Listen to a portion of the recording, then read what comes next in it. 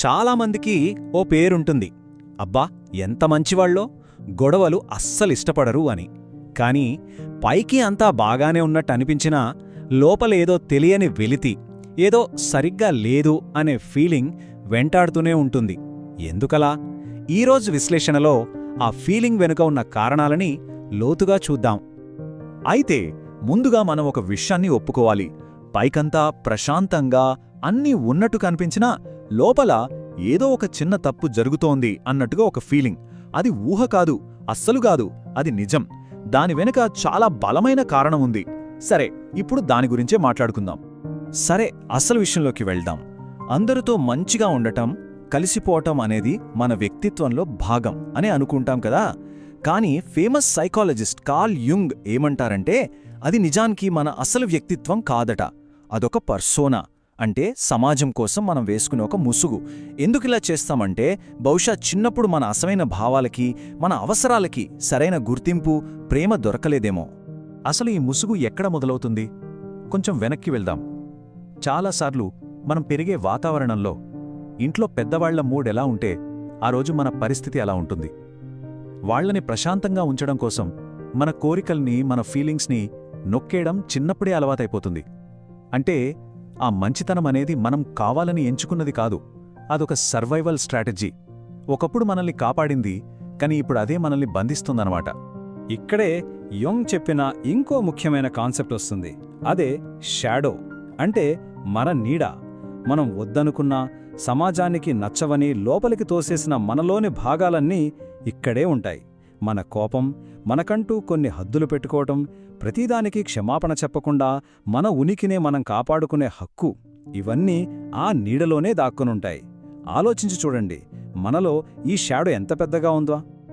చూడండిక్కడ, మనం బయటకి చూపించే పర్సనాలిటీకి లోపల దాచిపెట్టిన ఈ షాడోకి ఎంత తేడా ఉందో. ఒక రకంగా చెప్పాలంటే ఇది మనలో మనకే తెలియకుండా జరిగే ఒక అంతర్గత యుద్ధం. కోపాన్ని దాచిపెట్టడమే కాదు, అసలు కోపం రావడం కూడా పెద్ద తప్పు అన్నట్టు ఫీలవుతాం. ఇది చాలామందికి రిలేట్ అవుతుంది కాదా?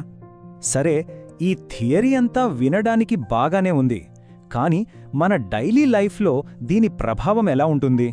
ఈ లోపల జరిగే సంఘర్షణ మన ప్రతిరోజూ అనుభవాల్ని ఎలా మారుస్తుందో ఇప్పుడు చూద్దాం. ఒకసారి ఆలోచించండి, ఫ్రెండ్స్ లాస్ట్ మినిట్లో ప్లాన్ క్యాన్సిల్ చేసినా, లేదా ఆఫీస్లో బాస్ వాయిస్లో చిన్న తేడా వచ్చినా సరే మన నర్వస్ సిస్టమ్ వెంటనే అలర్ట్ అయిపోతుంది. ఏదో పెద్ద ప్రమాదం జరగబోతున్నట్టు ఫీల్ అవుతుంది.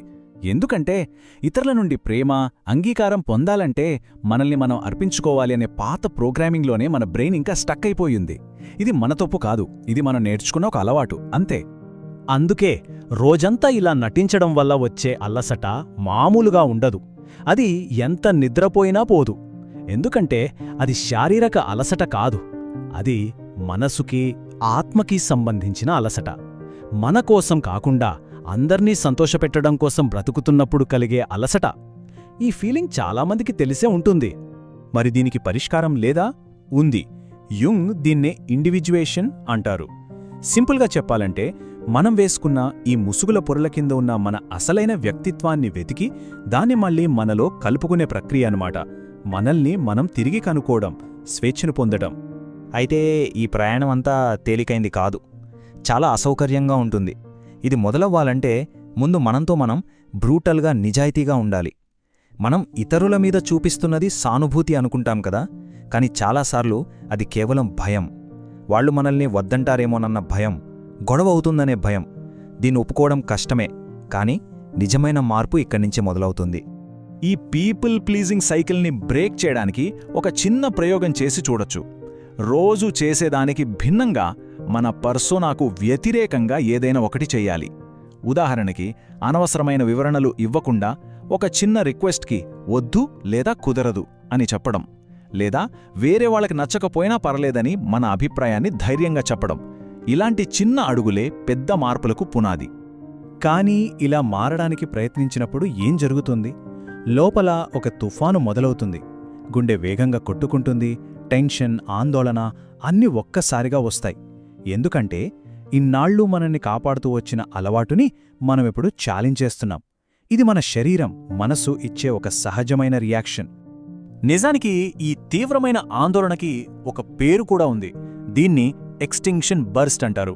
అంటే ఒక పాత అలవాటు పూర్తిగా పోయే ముందు చివరిసారిగా తన బలాన్నంతా కూడదీసుకొని ప్రతిఘటిస్తుంది. దీని అర్థం మనం ఫెయిల్ అవుతున్నామని కాదు, అస్సలు కాదు. దీనికర్థం మనం కరెక్ట్ దారిలో వెళ్తున్నామని. కాబట్టి ఆ సమయంలో మనకు కలిగే ఆందోళన మనం ఆగిపోవాలని చెప్పే రెడ్ సిగ్నల్ కాదు, అది మనం చేస్తున్న పని వర్క్ అవుతోందని చెప్పే గ్రీన్ సిగ్నల్. మన బ్రెయిన్లోని పాత పద్ధతులు బ్రేక్ అవుతున్నాయనడానికి అదే నిదర్శనం. ఒక విషయం గుర్తుంచుకోవాలి, ఇది ఒక్క రోజులో పూర్తయ్యే పని కాదు. ఇది ఒక డెస్టినేషన్ కాదు, ఇదొక డైరెక్షన్. ఒకేసారి ఒకే ఒక్క నిజాయితీ క్షణంతో ముందుకు వెళ్ళడం, మన అసలు స్వరూపంతో మనం కనెక్ట్ అవ్వడానికి చేసే నిరంతర ప్రయత్నం ఇది. ఇందులో వేసే ప్రతి చిన్న అడుగు ఒక విజయమే.